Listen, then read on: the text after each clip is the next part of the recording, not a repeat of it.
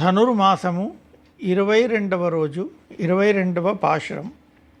அங்கண்மாஞாலத்தரசர் அபிமான பங்கமாய் வந்து நின் பள்ளி கட்டில் கீழே சங்கமிருப்பார் போல் வந்து தலை பெய்தோம் கிங்கிணிவாய் செய்த தாமரை பூ போலே செங்கண் சிரிச்சிறிதே எம்மேல் விழியாவோ திங்களுமாதித்தியனு மெழுந்தாற்போல் அங்கனிரண்டு கொண்டு எங்கள் மேல் நோக்குது ஏல் எங்கள் மேல் శాపమిళిందేల్ ఒరెంబావాయ్.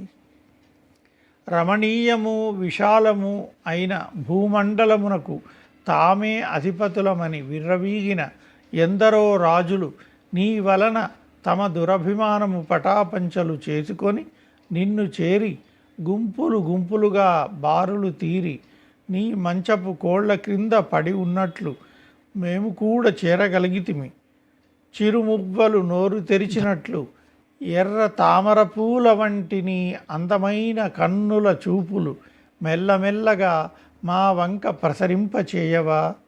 చంద్రుడు సూర్యుడు ఒకే పర్యాయము ఉదయించినట్లు అంతటి అందమైన రెండు కన్నుల చూపులు ఒకే పర్యాయము మాపై ప్రసరింపచేసిన మాపై ఇంతకాలము ఉన్న పాపములు తొలగిపోవును.